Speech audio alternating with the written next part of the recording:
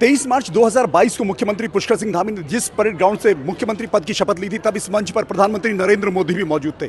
4 साल हो चुके हैं और मुख्यमंत्री दोबारा इस मंच पर आए 4 साल के मौके पर। 4 साल के मौके पर मुख्यमंत्री ने 25 मिनट का भाषण दिया और इस 25 मिनट में मुख्यमंत्री ने सरकार की उपलब्धियां तो गिनवाई, लेकिन कांग्रेस को कई बार कोसा अलग अलग मुद्दों को लेकर। सबसे पहले मुख्यमंत्री ने शराब और खनन में घोटालों को लेकर, उसमें दलालों को लेकर कांग्रेस को कोसा।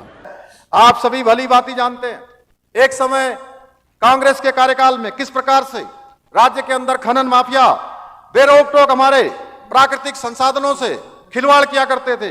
इनके काले कारनामे स्टिंग ऑपरेशन के माध्यम से पूरे देश ने देखा कि किस प्रकार हमारे राज्य के संसाधनों की खुलेआम बंदरबाट की जाती थी। मुख्यमंत्री ने सिर्फ इतना ही नहीं कहा, मुख्यमंत्री ने यह भी कहा कि कांग्रेस पूरे ताने बाने को बिगाड़ रही है और कांग्रेस ने ताना बाना बिगाड़ा है, कई अवैध बस्तियां बसाई हैं और उन लोगों को बाहर करने का काम कांग्रेस ने कई अवैध बस्तियां बसाई हैं और उन अवैध बस्तियों से लोगों को बाहर करने का काम बीजेपी की सरकार करेगी। बीजेपी देवभूमि को देवभूमि बनाए रखना चाहती है और यही कोशिश उनकी है। मुख्यमंत्री ने इस बीच में पब्लिक से भी पूछा कि आप क्या चाहते हैं, तो पब्लिक ने भी रिएक्शन दिया कि जो मुख्यमंत्री कह रहे हैं वो होना चाहिए। हमारी देवभूमि को दूषित करने का जो लोग काम कर रहे हैं, क्या हमको उन पर कार्रवाई करनी चाहिए कि नहीं करनी चाहिए? नहीं, जोर से बताइए आप लोग। तो कार्रवाई करें ना, अभी जोर से बोलिए।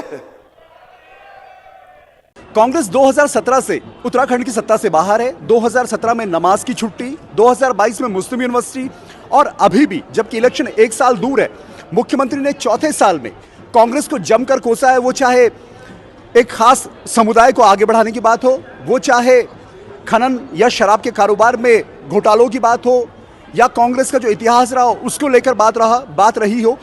कांग्रेस से बीजेपी में आए दिनेश अग्रवाल और बीजेपी की प्रदेश महामंत्री दीप्ति रावत क्या कहती हैं?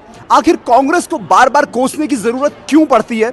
इन दोनों नेताओं से सुनिए। नई पीढ़ी जो है, नई जनरेशन वोट करने वाली आती है। हो सकता है ऐसे हमारे पास बहुत सारे यंग वोटर्स हैं जो उस वक्त वोटर नहीं थे, जो उस वक्त बच्चे थे, उनको कुशासन जो कांग्रेस का रहा उसके बारे में पता नहीं है। तो उनको भी जानकारी देना ज़रूरी है कि जिस वक्त कांग्रेस थी उस वक्त क्या हाल था प्रदेश का, क्या हाल था इस देश का, और आज जब भारतीय जनता पार्टी है तो किस गति से हम आगे बढ़ रहे हैं, ये सब बताना ज़रूरी है। हमारी जो कांग्रेस के पुराने साथी हैं उनकी एक प्रॉब्लम है, वो अपना घर संभालते नहीं, दूसरे घरों पे पत्थर मारने की कोशिश करते रहते हैं। आप देखिए कि कांग्रेस के पास न नेतृत्व रह गया है, न संगठन रह गया है। वो तो दूसरे पे आरोप प्रत्यारोप लगा के ये समझते हैं कि हम इसी से ही अपनी नैया पार कर लें। उसे नैया पार नहीं हो। मुझे 55 साल इस पार्टी में कांग्रेस में रहे, जमीनी स्तर पे जो कार्यकर्ताओं का उत्साह और फौज होनी चाहिए वो आज जीरो है। आप देखिए जो पार्टी 4.5 साल में अपनी कार्यकारिणी न बना पाई, वरिष्ठजनों का सम्मान न हो, तो कैसे चलेगी पार्टी?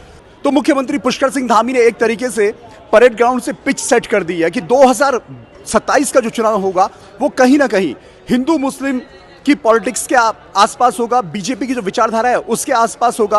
और मुख्यमंत्री को भरोसा है कि तीसरी बार भी देवभूमि की जनता इस मुद्दे को लेकर बीजेपी का साथ देगी। तो पुष्कर सिंह धामी के नाम पर चुनाव होना है, उनके नेतृत्व में चुनाव होना है और 2027 में अगर बीजेपी को वापस आना है तो पुष्कर सिंह धामी का ये जो स्टैंड है, इस स्टैंड पर जनता कितना उनसे कनेक्ट करती है, कितना बीजेपी के साथ जुड़ती है और क्या एक बार फिर 2027 का चुनाव भी नमाज की छुट्टी, मुस्लिम यूनिवर्सिटी के बाद फिर किसी हिंदू मुस्लिम के मुद्दे पर जाकर टिकेगा, यह देखना होगा।